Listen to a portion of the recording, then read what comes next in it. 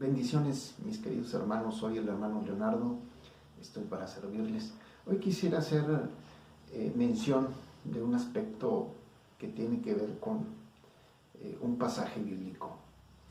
Y me refiero a aquella declaración que Jesús le hizo a Pedro cuando, cuestionando a sus discípulos, el Señor le dijo: ¿quién dice la gente que soy? Todos sabemos lo que respondieron, pero quiero específicamente tomar pues la palabra que declaró Pedro cuando le dijo: tú eres el Hijo del Dios viviente. Y entonces el Señor le declara algo tremendo. Le dice: yo te digo que tú eres Pedro, y sobre esta roca edificaré mi iglesia. Pero quiero centrar esta pequeña reflexión cuando le dice: yo te daré las llaves del reino. ¿Qué son esas llaves? Para empezar, tenemos que considerar que el Señor habló en plural cuando hizo referencia a las llaves, no a la llave, a las llaves.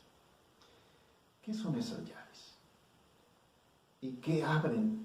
¿O qué portales? ¿O qué niveles abren esas llaves? Es bien importante entender aspectos que a veces uno deja pasar y no se da uno el tiempo de analizar. Yo quisiera hablarle de algunos aspectos de Jesús que tienen que ver precisamente con esas llaves y que me llaman mucho la atención. La Biblia dice que nosotros somos administradores.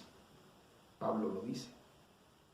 Y en efecto, ¿qué es un administrador? Bueno, pues es una persona que es de alta confianza y que trae llaves para administrar, no sé, una propiedad, una hacienda o una casa. Es imposible entender a un administrador que no traiga llaves de los diferentes departamentos o áreas.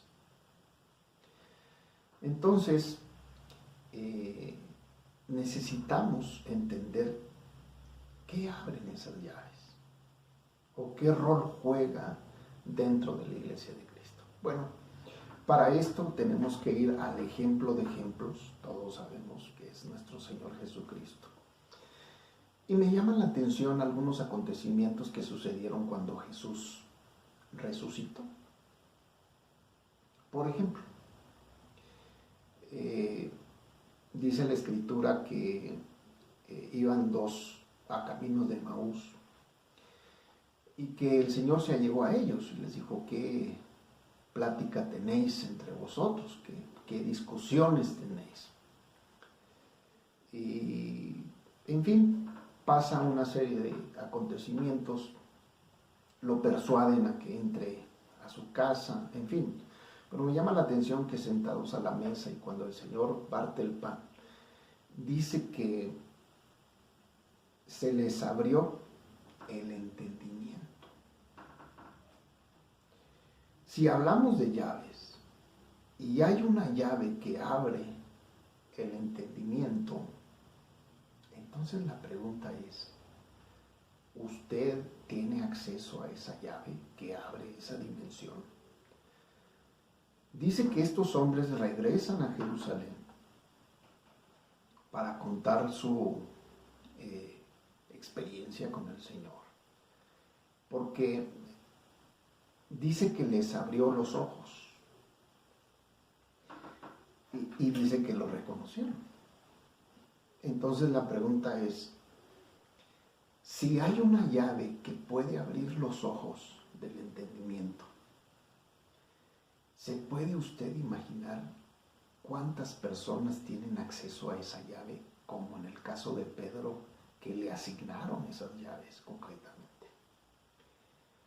Ahora, también tenemos que decir cuántas personas no tienen acceso a ese tipo de llaves.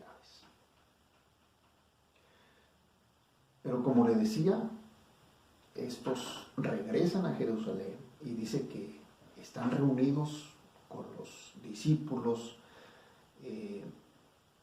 haciéndoles saber algunas cosas, pero ellos declaran algo. Uno de ellos dijo: ¿no ardía nuestro corazón cuando nos abría la Escritura? Entonces ahí está hablando de otra clase de llave. La primera les abrió los ojos. La segunda es una llave que es capaz de abrir las Escrituras. Inclusive uno de ellos dijo: no ardía nuestro corazón.